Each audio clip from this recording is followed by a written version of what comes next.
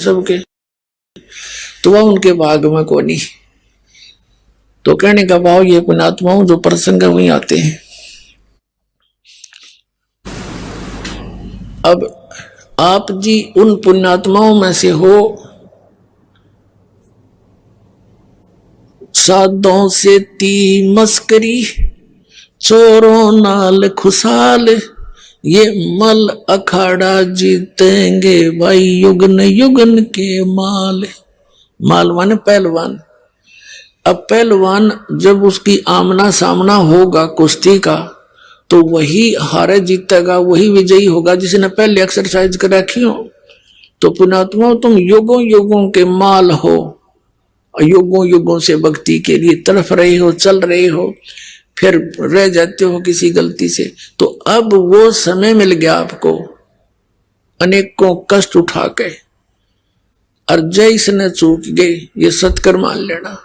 फिर ना जाने कितने हजार युगों के बाद ये समय और ये भक्ति आपको मिलेगी।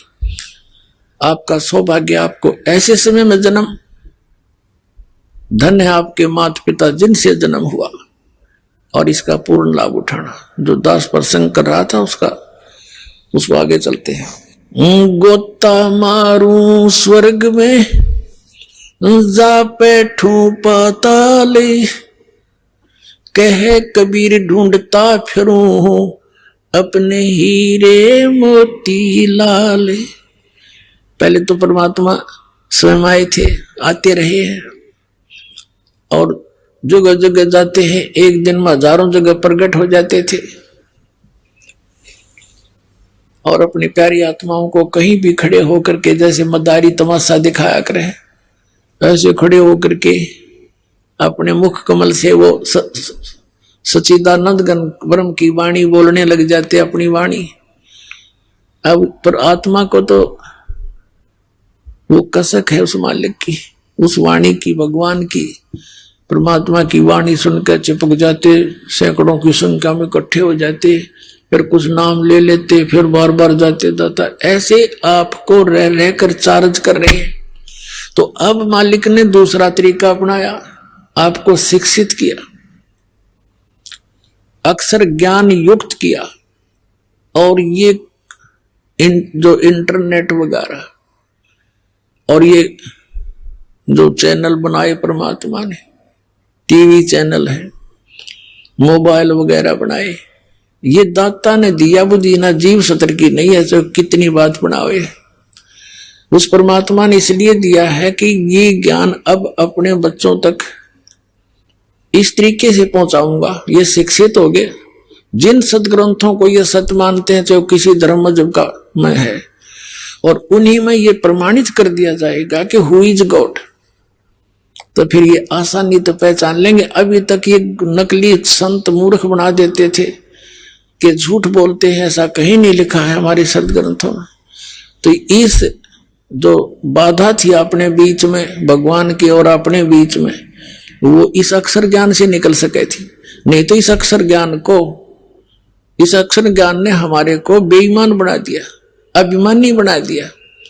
एक छोटी सी पोस्ट हो जाती है, कोई IAS IPS लग गया, मंत्री बन गया, मुख्यमंत्री बन गया है, अरे इतना आकड़ हो जाए इसमें, इस जीव के अंदर। और यह काल का जाल है। तो पुण्यात्मा, ये जिसमें अभिमान है उसके पास भगवान नहीं है, चाहे वो भगत है चाहे बिना भगत है, उसका कभी ना कभी ऐसी बिरान मट्टी होगी, सोच भी नहीं सकता। आप देखते हो कि राजा, ये मुख्यमंत्री हेलीकॉप्टर में जाओ था एक, और हेलीकॉप्टर में किस लिए जा रहा था, जाते मीटिंग अटेंड करूंगा और जलसे दूंगा, नो कर दूंगा, वो एक्सीडेंट में मर गया। अब क्या बनेगा? कबीर साहब कहते हैं, कबीर हरि के नाम बिना ये राजा रस्य भो, मट्टी लदे को मार के और घास ना डाल ले कोई, कितना बड़ा मुकदमा वो ले लिया भी मतलब में। तो परमात्मा के इस ज्ञान से जीव ने अपनी स्थिति का पता लगता है कि मैं के सौदा है।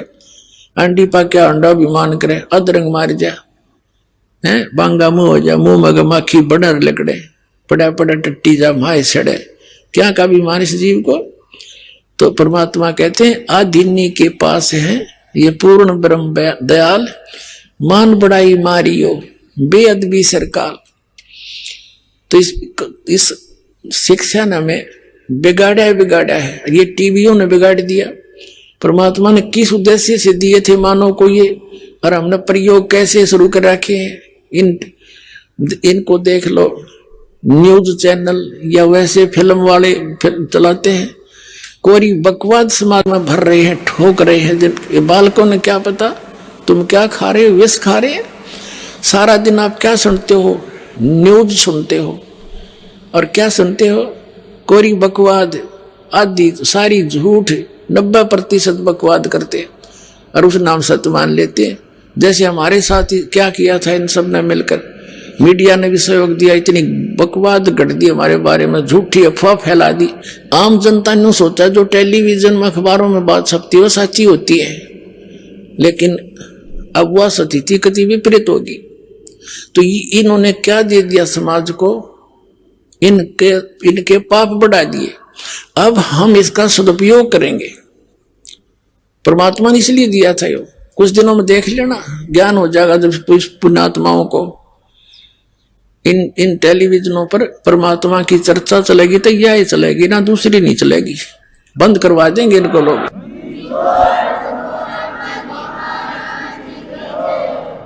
और फिर घर बैठे अपना सुबह उठेंगे, जब टीवी चलता पाओगा, कभी रमैनी हो रही है, कितार आरती चल रही है, कहीं पर सत्संग हो रहा है, सुबह का नित्य नियम चला करेगा। सुता उठते ही टीवी ऑन करते ही मालिक दिखेगा, भगवान की वाणी सुनने को मिलेगी।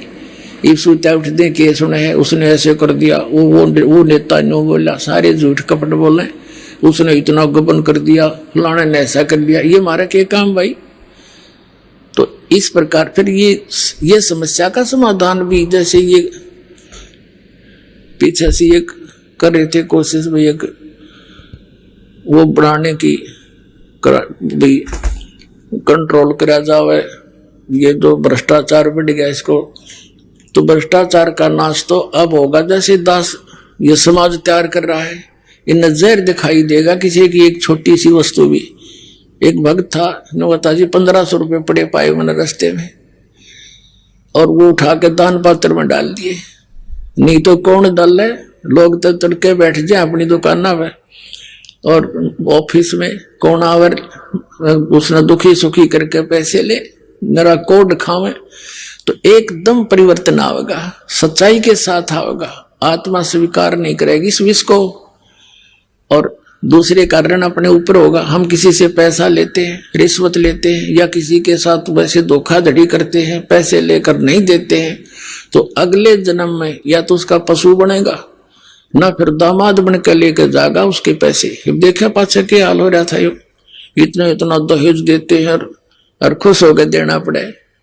तो ये सब हमारे लेन देन के झगड़े हैं। और अब इस समय में परमात्मा की शरण में हमारे ये सब आपस के संस्कार अब खत्म कर दिए जाएंगे, और आगे हम बढ़ावा को नहीं, तो हम इस तरह से तो लोग जाएंगे। अब जो प्रसंग चल रहा है, गोता मारू स्वर्ग में जा बैठो पाताले, कहे कबीर ढूंढता फिरूं अपने हीरे मोती लाल।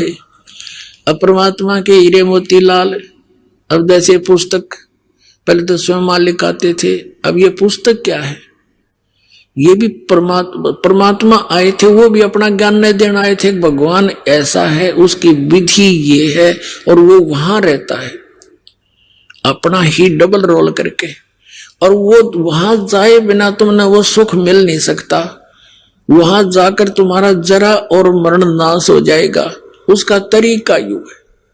वो भगवान भी यही बताने आए थे। उस भगवान के द्वारा बताए गए उस सारे अध्यात्म ज्ञान को इस दास के ऊपर रजा हुई, ये सत्संग सुनाए, सदग्रंथों से वो प्रमाण निकाले और वो आप तक पहुंचा दिए। तो वो भगवान ही समझो, वो पुस्तक आपके पास है, उस मालिक का संदेश है। तो ये गोता मारूं स्वर्ग में जा बैठूं पाताल, कहे कबीर ढूंढता फिरूं अपने हीरे मोती लाल। तो ये पुस्तक जो है या उन हीरे और मोती लालों को ढूंढ ढूंढ कर ला रही है। यहां भक्त आते हैं, हम पूछते हैं पता तो लगे हमारा कौन सा जंतर मंत्र सही फिट हो रहा है जनता में। भाई कैसे पता लगे आपको, यहाँ कैसे आए? तो बताते हैं जी ये पुस्तक पढ़ी ज्ञान गंगा। ओहो, हम पूछते हैं भाई कैसा ज्ञान लगे? ओहो, ज्ञान क्या बस कमाल है। देखो कैसे सिर घूम जाता है इंसान का, कभी देखा ना सुना ऐसा भगवान ना ऐसा ज्ञान। और आज तक हम उस परमात्मा की चाह में अड़ंगा इकट्ठा कर रहे थे, सारी बकवाद सुना करते थे, लोक वेद सुना करते थे, अंतःकरण खराब हो गया हमारा। तो ये वो भगवान ही है जो अपने बच्चों को ढूंढ कर लाते हैं, उस परमात्मा की आत्मा है इसमें। जैसे नानक साहिब जी ने जब एक प्राण संगली नामक ग्रंथ बनाया था और उसके अंदर पूरा डिटेल दी थी, मुझे कौन मिला पूरा लिखा था उसके अंदर, और श्वासों के सिमरण का मंत्र लिखा था।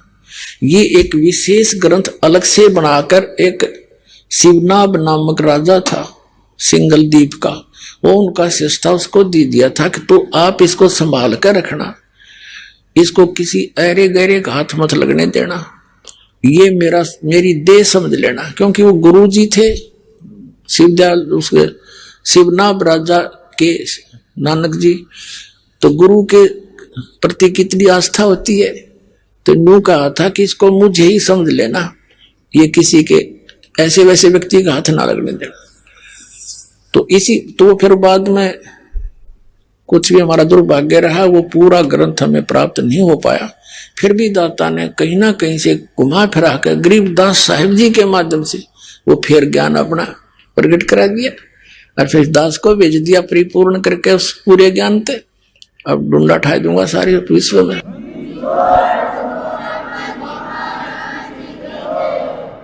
अपने आत्माओं, आपको बताया कि दो प्रकार से मानव शरीर मिलता है। एक तो टर्न वाइज मीन 84 लाख योनियों, कुत्ते गधे सुअर जंगली जानवर बोर्ड बन बना के फिर एक मानव शरीर तो मिलता ही मिलता है। और एक आपको बताया कि पिछले जन्मों से मनुष्य जीवन से ही मनुष्य जीवन प्राप्त होते आ रहे हैं, उनमें और उनमें अंतर होता है, उनमें और उनमें बहुत अंतर होता है। जो सीधे मनुष्य जीवन से आए हैं वो तुरंत भक्ति पर लग जाते हैं, उनमें बकवाद घनी नहीं होती, बेशक जब तक संत शरण में नहीं आते और जैसे माहौल समाज में रहे उनमें थोड़ा बहुत अड़ंगा भर जाता है, लेकिन वो इतने अधिक निर्मल होते हैं वो तुरंत ही उनका मैल उतर जाता है। और दूसरे जो आते हैं टर्न वाइज, उनका अंतःकरण तो इतना मैला होता है जैसे ये मोटरसाइकिल के जीपा के मैकेनिक होया करे जिनके कपड़े इतने काले हो जाए उनके कलर का बिना बेरा ये कौन से कलर के हैं। अब एक तो उस कपड़े ने धोए जैसे डेली पैर रखे हो, शाम ने धोए थोड़ी सी साबुन में उसे चमक जा, हर एक उस मिस्त्री वाले कपड़े ने धोने लग गए, उसमें कितना समय लगेगा। लेकिन साधन ठीक हो तो वो भी साफ हो सकता है, ऐसी बात नहीं। तो एक तो उसको निर्मल करना, और एक उस कपड़े को जो डेली पैर कर फिर साफ हो जाए, पैरने से मैला हो गया फिर धो लिया, वो तो बिल्कुल जल्दी हो जाता है। तो जो मनुष्य जीवन प्राप्त करते हुए आ रहे हैं उनके अंतःकरण बस इतने घुमेले हैं, और जो दूसरे हैं उनके वो मिस्त्रियां जैसे कपड़े हो रहे हैं। अब उनको थोड़ा समय लग जाएगा लेकिन होंगे वो भी साफ है। भगवान का आदेश है कि पूरे विश्व में जितने भी प्राणी हैं जो इस सतनाम को ग्रहण कर लेंगे उन सब का मोक्ष होगा। और जैसे ये पशु पक्षी हैं, चींटी हैं, और जैसे बंदी छोड़ कितने दयालु हैं, जैसे बच्चा ने नाम ले लिया, बहन बेटी भाइयों ने, ये कहीं भी जाते हैं रिश्तेदारी में बैठते हैं, ये जाते ही परमात्मा की चर्चा सुनाते चलाते हैं। अब वो कुछ देर रिश्तेदार भी शर्म का मारा 10-5 मिनट तक सुने हैं हमारी बातों को, फिर उसको सुहाती नहीं, वो और बात शुरू कर देता, कोई बात नहीं, इतनी तो दवाई गई उसके अंदर, इतना तो वो काम करेगी, फिर दूसरी बार मिलेंगे, कभी वो अपने घर आओगा भक्ता के, तो भक्तों के पास तो 5 मिनट तो बतलाया करें इधर उधर की, और ठीक हो कैसे दर्शन दिए, और फिर शुरू कर दे इंजेक्शन लाने, परमात्मा की वाणी सुनाना शुरू करते हैं, ज्ञान शुरू करते हैं। तो धीरे धीरे वो जो ऐसे अंतःकरण वाले हैं वह भी साफ होने लग जाएंगे, और फिर एक दिन उनके अंदर भी प्रेरणा चाह बनेगी भगवान की। कहीं पर मोबाइल से चल रहे हैं ये परमात्मा की महिमा, शब्द, आरती, तो इन चीटियों पर, पशुओं पर, पक्षियों पर, आम व्यक्तियों पर भी इस मालिक की वाणी का प्रभाव धीरे धीरे पड़ रहा है। जैसे एक सर्प डस जाता है, पहले आध्यात्मिक तरीके से इलाज होया करते थे, तो गारडू क्या करते थे, सपेले एक मंत्र सिद्ध कर लेते थे, भगवान वेदों का मंत्र, और उस मंत्र के आधार से वो सर्प डसे हुए व्यक्ति जो अचेत पड़ा है उसके ऊपर वो मंत्र बुदबुदा कर, मंत्र बोल बोल कर उसका विष उतार देते थे। अब ना तो वो व्यक्ति सुन रहा है मंत्र बोल लेके है, क्योंकि वो शरीर उस वो तो अचेत पड़ा हुआ है, उस बॉडी का जो विष था उस मंत्र ने उतार दिया, जबकि उस बॉडी वाला, शरीर वाला वो जीव था वो सुन भी नहीं रहा था, यू बोल लगे है। तो इसी प्रकार हमारे जो अंतःकरण के अंदर इन पाप कर्मों का विष चढ़ा हुआ है, आत्मा अचेत है, नहीं सुनना चाहती, और ये परमात्मा की वाणी चलती रहेगी किसी ना किसी कारण से, कहीं ना कहीं से, बस में बैठे वहां लगा दिए, तो ये ऐसे असर करेंगी जैसे गारडू का मंत्र करे से करता है। तो उनके भी एक दिन वो आत्मा का विष उतर जाएगा, उसको भी तड़प बनेगी। तो इन काल ने सबके अंतःकरण खराब करा दिए। अब दयाल अपने बच्चों को फिर संभाल रहा है, सभी उसके बच्चे हैं, पूरा विश्व के प्राणी है, जो भी दुखी है सुखी उस मालिक का बच्चा है, और जो दुखी है 99% से ज्यादा व्यक्ति, वैसे तो 100% दुखी है, लेकिन 99% तो कति दुखी है। 1% ये झूठे सुख में, ये थोड़े से पैसे वाले कार कोठी है, ये हमने दिखे सुखी है, हम उस दृष्टिकोण से दास कर रहा है कि वो उनको मान लो तुम सुखी, बाकी किससे का सुख नहीं। तो कहने का भाव ये है कि फिर वो परमात्मा फिर इनसे दुखी है आपसे, जैसे किसी का बालक दुखी हो जा, माँ बाप को भी नींद आनी बंद हो जाती है, तो वो परमात्मा योगों से दुखी है आपके लिए। कबीर साहब कहते हैं, मैं रोवत हूँ सृष्टि को, ये सृष्टि रोवे मोहे, गरीबदास इस वियोग को समझ न सकता कोई। परमात्मा कहते हैं, गरीबदास साहिब जी बता रहे हैं कि कबीर साहब ये कह रहे हैं कि मैं तो इन्हें रो रहा हूं कि मैं भगवान हूं, तुम गलत स्थान पर रह रहे हो, ये काल का लोक है, और तुम जिन संतों और पंथों में जाकर के जो साधनाएं कर रहे हो ये काल की पूजा है, इससे मोक्ष नहीं हो सकता।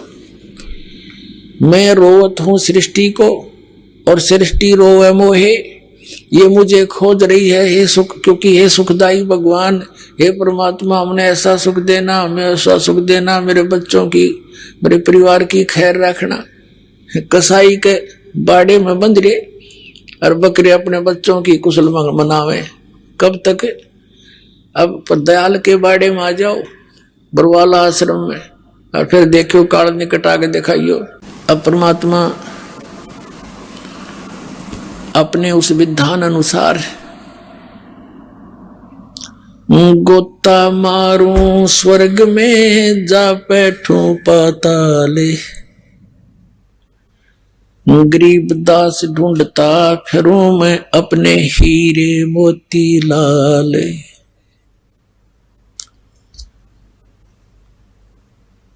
अब उस आधार से आपको थोड़ी सी एक कथा सुनाते हैं।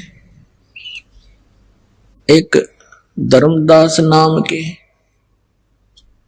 बांधवगढ़ के रहने वाले एक सेठ थे, बहुत बड़े वैश्य कुल में जन्म था।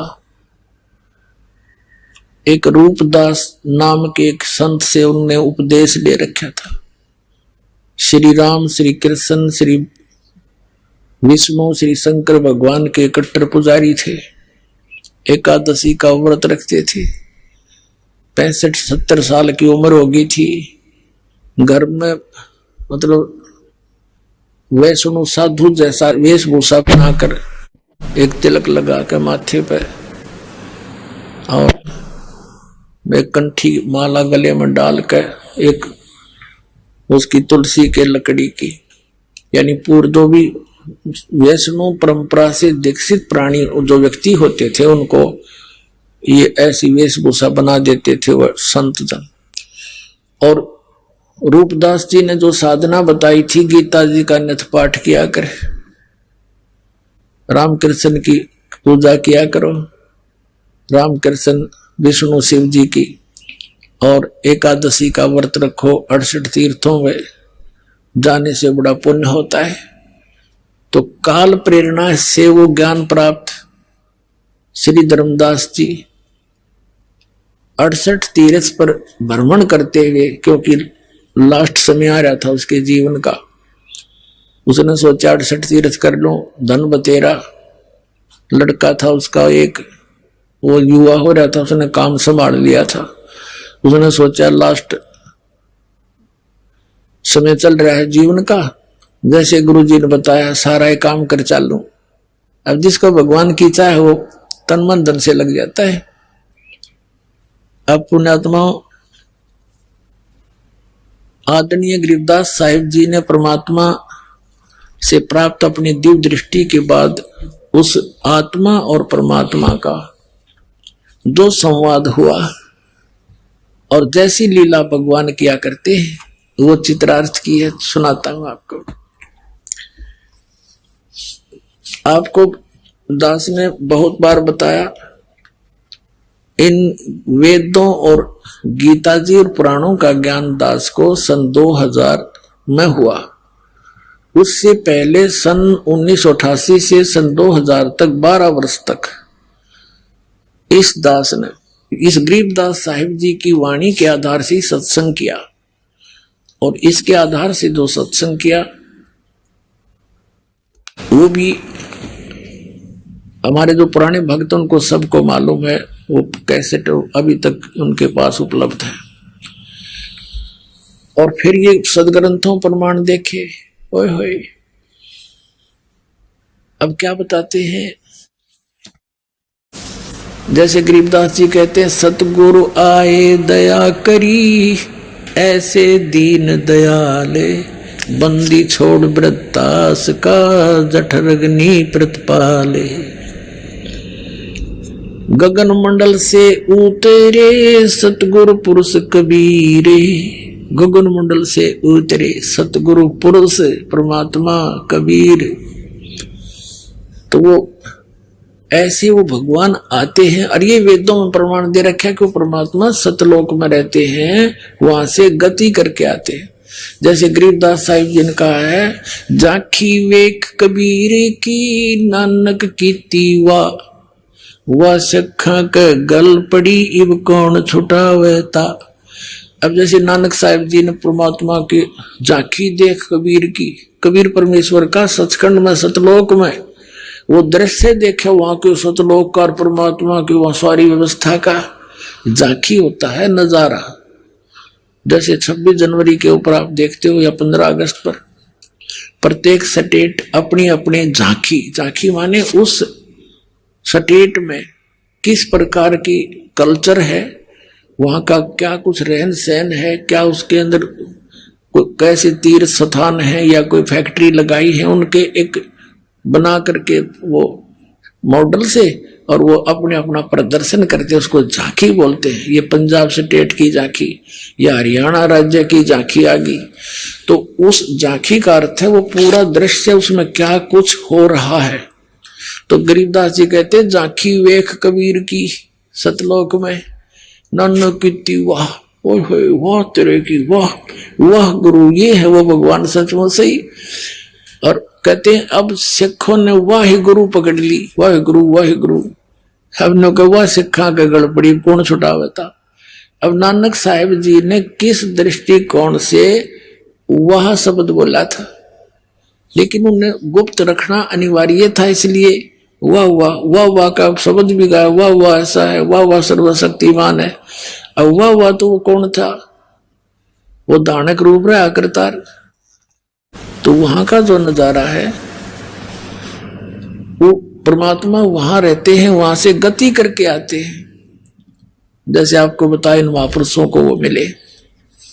तो यहां क्या बता रहे हैं, दर्जन दे का रूप शैल वृंदावन कीनी, तहां मिले धर्मदास करत हैं बहुत अदीनी।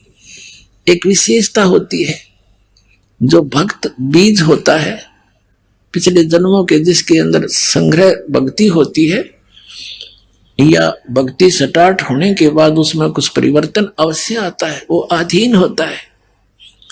जैसे और जब तक अधीन नहीं होगा भगवान, उसमें कुछ भी नहीं हो तो व्यर्थ का प्राणी है। जैसे आपने सरसों देखी होगी, सरसम का पौधा, सरसों का जो पौधा होता है वो जब तक उसकी फलियों में दाने नहीं होते, यानी दाने जो सरसों के दाने जब बनते जाएंगे तो सरसों अपने आप झुकना शुरू कर देगी। और जब कति परिपक्व हो जाएगी, कति ऐसे झुक जाती है न जमीन पर छूने को हो जाती है सरसों, तो उसकी कीमत बनेगी। और जब तक उसमें कीमत नहीं थी, वो फली थी उसका न्यो की न्यो, और वो न्यो खड़ी थी आकड़ी, वो तो उसमें वो कच्ची कुछ भी नहीं था, उससे खड़बड़े ना तेल। और जो जो उसकी कीमत बनती उसमें वो बनती गई दाने, और उन दानों की कीमत, उनकी वैल्यू, तो अपने आप वो कमाई, वो धन अपने आप झुका देती है उसको। तो ऐसे ही जिन पुण्यात्माओं में कुछ चाहे तो पूर्व जन्म के हो या अब भक्ति स्टार्ट करके फिर वो जो का तो सरसों से पक जाएगी उसकी, तो उसमें आधीनी होती है। आधीनी के पास है पूर्ण ब्रह्म दयाल, मान बड़ाई मारियो बेद बीसर का। अब यहां क्या बताते हैं, दर्जन दे का रूप शैल वृंदावन कीनी, ता मिले धर्मदास करते हैं बहुत अदीनी। जिंदा महात्मा का रूप बना के, जिंदा महात्मा के रूप में आदरणीय नानक देव साहिब जी को मिले थे, जिंदा महात्मा के रूप में आदरणीय धर्मदास साहिब जी को मिले थे, जिंदा महात्मा के रूप में आदरणीय दादू साहिब जी को, आदरणीय मुलुकदास साहिब जी को, आदरणीय गरीबदास साहिब जी को, इन्हीं जिंदा महात्मा के रूप में मिले थे। आदरणीय गीसा दास साहिब जी को जिंदा महात्मा के रूप में मिले थे। तो ऐसे ही वो परमात्मा आते हैं, अपने जैसे वेदों से प्रमाणित किया अच्छी आत्माओं को मिलते हैं। बहुरंगी बरियाम कामनी कामी सोई, दर सतगुरु का रूप धनी उतरे हैं लोई। कहते हैं धर सतगुरु का रूप, यानी उपदेश करने की इच्छा से, यानी सतगुरु बनकर धर सतगुरु का रूप। और धनी, धनी यानी कुल का मालिक, वो ही उतरे हैं।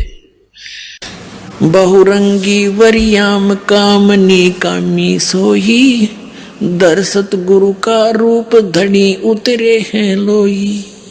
परम उजागर ज्ञान दान बहुरंगी बाना, तहां मिले धर्मदास आचार विचार दीवाना। धर्मदास मिला और इस कर्म कांड में दीवाना हो रहा था, उन नकली नामों पर, नकली भगवानों पर दीवाना हो रहा था।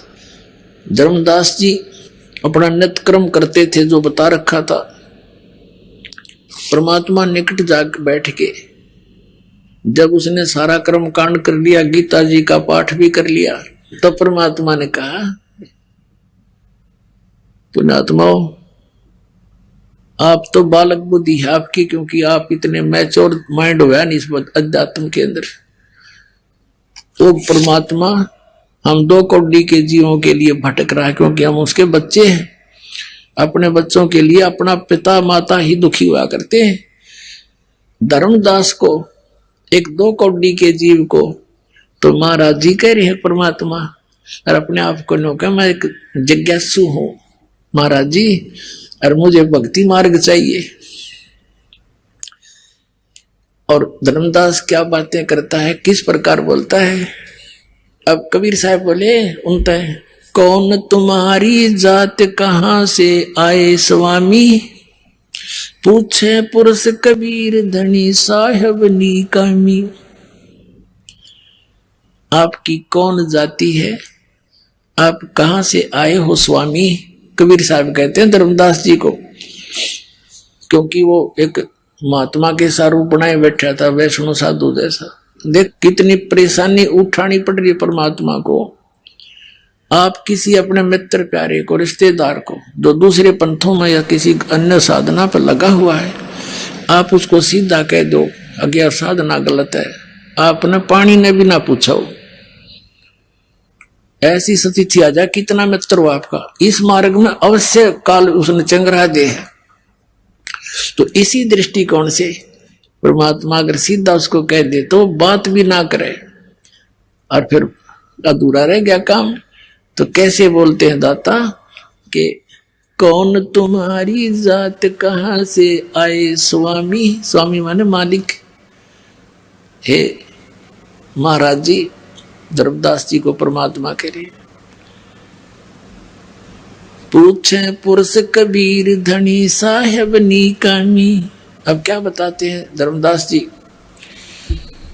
हम वैष्णो बैरागी धर्म में रहा सदा ही, सुधर न बैठे संग कल्प ऐसी मन माही, सुन जिंदा मम ज्ञाने को अधिक आचार विचारे, अमरी करनी जो करे वो उतरे भव जल पार।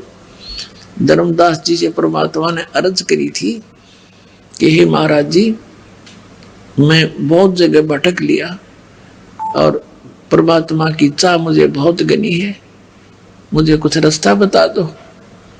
अब परमात्मा कबीर जी ने एक मुसलमान धर्म के अंदर होते हैं ये जिंदा महात्मा, उस जैसी वेशभूषा बनाए रखी थी।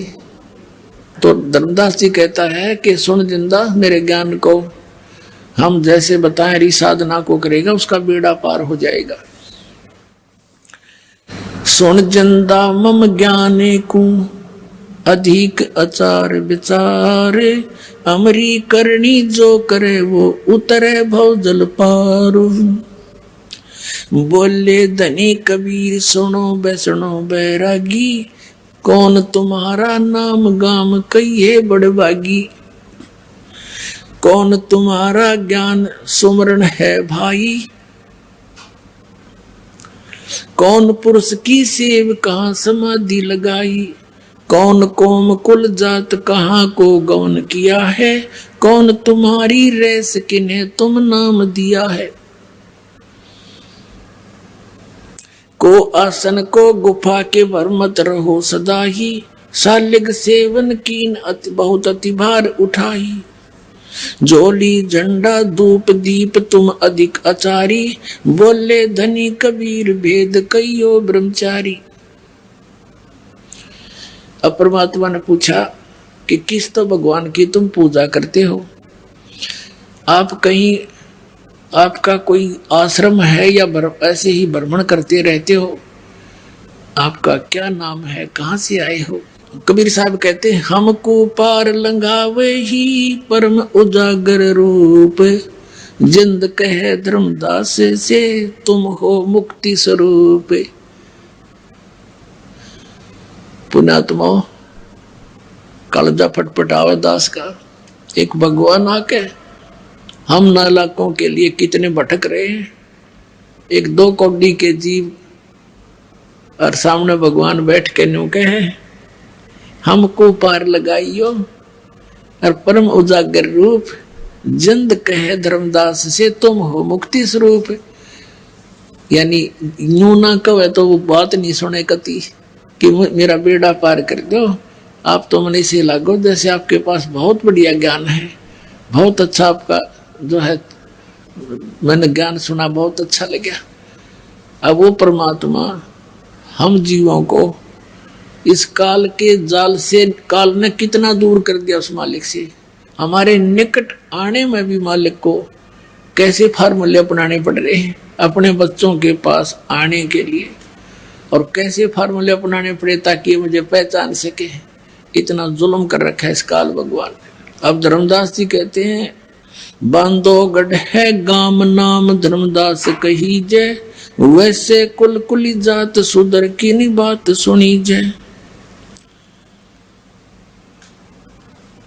सरगुण ज्ञान स्वरूप ध्यान सालग की सेवा, मल्लाग्रिक छड़कंत संत सब पूजू देवा। 68 तीर्थ नान दान कर कर हम आए, पूजय सालग राम तिलक गल माल चढ़ाए। धूप दीप अधिकार आरती करे हमेशा, राम कृष्ण का जाप रटे हम शंकर शेषा। अब धर्मदास जी अपनी सारी साधना बताने लगा। 68 तीर्थ का तो व्रत घूमते हैं और राम कृष्ण और शंकर विष्णु जी की हम नाम जपते हैं। नेम धर्म से नेह सने दुनिया से नाही, आरूढ़ बैराग और की मानो नाही। धर्मदास जी ने फाइनल कर दिया कि मैं जो ज्ञान मुझे प्राप्त है इसके ऊपर मैं कति आरूढ़ हूं और की मैं सुनू नहीं। मुझे इतना विश्वास है मेरी भक्ति और भगवान और साधना। बता, काल ने ऐसा गजब जबरदस्त किला बना दिया हमारे चारों तरफ इस अज्ञान का। लेकिन कबीर साहब कहते हैं, और ज्ञान सब ज्ञानड़ी ये कबीर ज्ञान सो ज्ञान, जैसे गोला तोब का करता चले मैदान। युग तोब का गोला है परमात्मा का ज्ञान, ये सब के किले फोड़ देगा जैसे नकलियां के। अब सुन जिंदे मम ज्ञान को वैष्णु रूप हमार, 68 तीर्थ हम करें ये चिन्ह सिरजनहार। इस साधना से मैंने भगवान पहचान रखे मिल प्राप्त कर लिया। धर्मदास जी कह रहे। अब परमात्मा बोले जिंदा बैन कहाँ से सालग आए, को 68 का धाम मुझे तत्काल बतावे। राम कृष्ण का रहे नगर वो कौन कहावे, ये जड़वंत हैं देवता से क्यों घंट बजावे। राम कृष्ण को टो गए वो धनी एक का एक, जिंद कहे धर्मदास से तुम बूझो ज्ञान विवेक। परमात्मा ने कहा तेरे राम कृष्ण तक करोड़ों मर लिए और जो असली भगवान है वो नू का नू है, वो कभी जन्मता मरता नहीं। फिर परमात्मा ने गीता ज्ञान और वो सारा उनको समझाने की चेष्टा की। परमात्मा ने पूछा कि गीता जी का ज्ञान किसने बोला। धर्मदास जी ने कहा कि श्री कृष्ण जी ने बोला। परमात्मा ने उस बात को उस समय ज्यादा नहीं बढ़ाया। ये परमात्मा उस समय ये कह देते कि कृष्ण जी ने बोला नहीं, यु ज्ञान यु तो काल ने बोला, तो उसको ही वो सुनने को तैयार नहीं होता। तो परमात्मा ने कहा श्री कृष्ण जी कौन है? कहते हैं खुद विष्णु जी थे। अच्छा, विष्णु जी कौन है? सतगुण विष्णु जी, रजगुण ब्रह्मा जी, तमगुण शिव जी, सारी हाम्र वाली। जैसे साधना टीवी वालों ने इन शंकराचार्यों से सारी हाम्र वाली, रजगुण ब्रह्मा सतगुण विष्णु तमगुण शिव जी, खां यही है और तीनों गुण यही है। क्या इनकी जन्म मृत्यु होती? नहीं, तो अजरो अमर है और ये इनकी पूजा बताती है। और फिर दास ने प्रमाण दिखाई दिए। तुम पुराणों को सत्य मानते हो, पुराणों में नासवान लिख रखे, खाक पड़ा तुम न पुराणों को। तो इनकी धोती सी धो दी, अब ये बोए नहीं जमेंगे, देख लेना थोड़े दिन में। तो परमात्मा ने कहा कि सतगुण विष्णु अखां जी और तमगुण शिव जी अखां सारी मान्यता हो। तो परमात्मा ने कहा श्री कृष्ण अर्थात विष्णु जी ने गीता का ज्ञान बोल दिया, ठीक है। और आप क्या जाप करते हो? राम कृष्ण हरे कृष्ण कृष्ण कृष्ण हरे हरे, हैं शंकर भगवान, ओम नमः शिवाय, ओम भगवते वासुदेव नमाय, नमो राधे राधे श्याम मिला दे। ये मंत्र है तुम्हारे कहाँ जी? सहस्रनामा विष्णु का कहाँ जी? क्या गीता जी में है ये नाम किता है? जब गीता जी को आप एक ऑथेंटिक ग्रंथ मानते हो, सबसे उत्तम ग्रंथ मानते हैं हिंदू धर्म के पुण्यात्माएं, तो जो गीता जी में ज्ञान लिखा है वो किसका है? बोला हुआ भगवान का। जैसे तुम मानते हो तुम्हारे विष्णु भगवान का, वैसे तो किसने बोला हो? तो दास ने क्लियर करे रखे।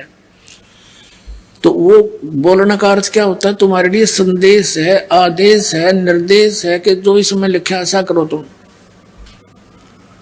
धर्मदास जी कह रहे कहा, और तुम कर क्या रहे हो?